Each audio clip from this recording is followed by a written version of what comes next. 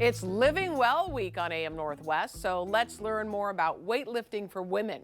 There's been a lot of talk about how important it is. So here with a routine to help us get started, we welcome fitness trainer Alice Rau. Good to have you with us, Alice. Great to have you. When it comes to weightlifting for women, so many times women will say, but I don't want to bulk up, but that's not what this is about. Even though we want to lift heavy, that's not what this is about, right? Absolutely. We women don't have enough testosterone in our we bodies can't to get that. bulk up. We Right. can't get there, even if we train 8 hours a day. That's a lot. Right. And we can always start with something small. We can start with wherever we are. We don't always have to lift heavy. I'm not against heavy lifting, but you do need to have the fundamental things before you lift heavy. You need to have a good range of motion, strong core. Yeah. Pain-free movement before you load your movement. It's also important as we age. I mean, even as we get into our 50s, 60s, 70s to keep going with this, right? Absolutely. Yeah. Tell me about, you were telling me earlier you had scoliosis as a child and didn't realize that until you were an adult. Right. So I was undiagnosed. Being an Indonesian, it was not part of our preventive care. Right. After my second pregnancy, my lower back starts to hurt a lot and started to deal with a lot of pain. And I started doing some strength training, some yoga, and that pain just goes away.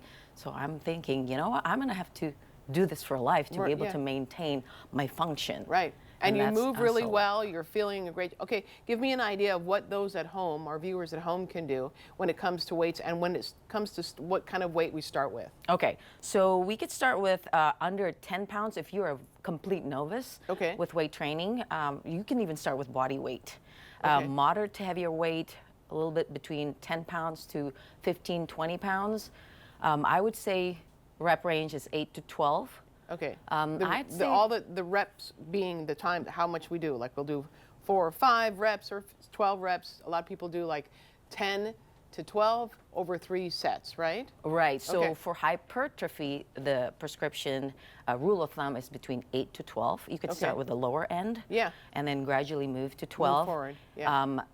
Above 12 is more strength endurance. So we want to be in that category of hypertrophy because we as women age, we lose muscle mass, we lose bone density, and this is super important as we also lose the production of our estrogen. Right. All those things are moving rapidly. All the losses are moving rapidly, and this is our way to prevent or slow down our aging process. Okay, let's start with our first move that you have for us. Yes, the first movement is, let's start with a single dumbbell. Okay.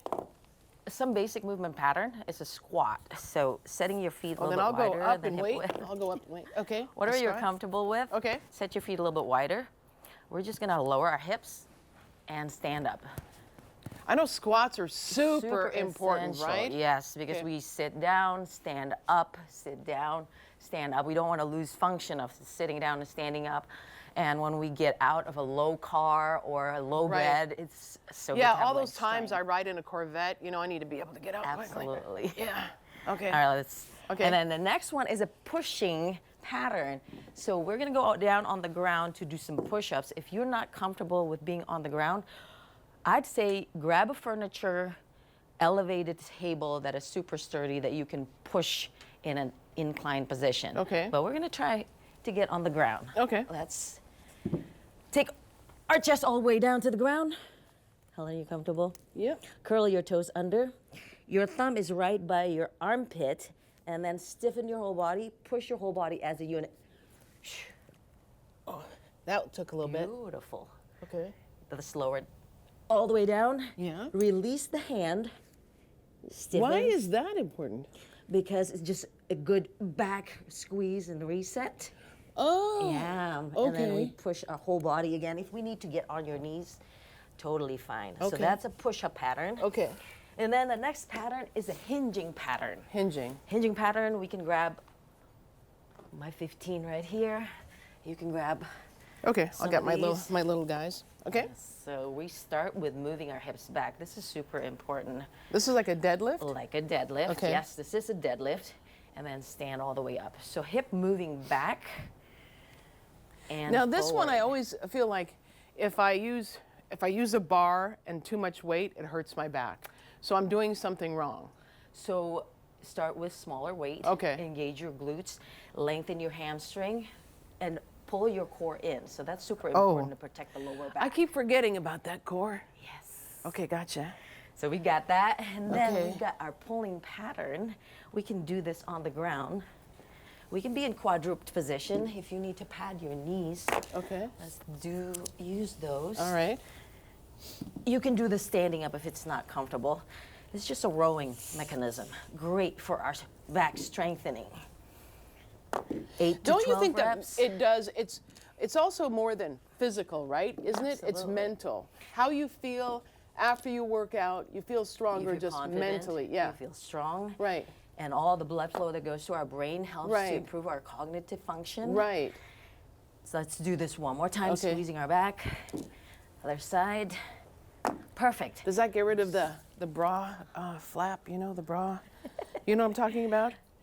You don't have it, so you don't know what I'm talking about. I do. But, I okay. do. Okay. All right, let's start in a kneeling pose. Here we Okay. go. So we're doing some rotational pattern. Oh, okay. Which is great for our T-spine movement. Side to side, this dumbbell, whatever resistance you have. What is that control doing? this movement. So it's the mobility of our T-spine, Okay. the most mobile part of our spine, Gotcha. and stability from the belly down. And this stance is also awesome because we have some hip extension and hip flexion, super healthy for our hips. Okay, gotcha. Yes, Hips and are so important too. Hips are so important. to And be we've mobile. talked about this in the past, but so many people, as you get older, you're getting knee replacements, you're getting hip replacements, but if you have your strength together in your whole body, from toes to upper body, it's going to help you recover so much faster. Absolutely. Yeah. Absolutely. If you've built this as your daily habit, when you have injury, when you have Right. to recover from injury, you'll recover a little faster. Faster, right. Because it's already in you. Right. Sorry. Let's do one more. Yes. Okay. What do you got? So we've got some bouncing pattern. Okay. A little bit of hops because we start to lose elasticity and we want to keep this and we want to be able to play. Like, do you pick use up, this pick up ball. on a trampoline or do you do it on the Let's ground? start doing it on the ground. Okay. Just some simple pogo hops. Yeah. You can move to jumping jacks, getting your heart rate up. Okay. And then a little bit more complicated, which is my favorite, is a skater. Single leg, a little acceleration, a little deceleration. Oh, there's a hop in there. There is a hop. Gotcha. Whoa. And a little balance. There you Okay, go. the balance. The And that's balance. important too. Yes. Alice, thank you so much. Absolutely. Great tips. Appreciate Thank that. you, thank you. All right, we'll be right back with more AM Northwest. Don't go away.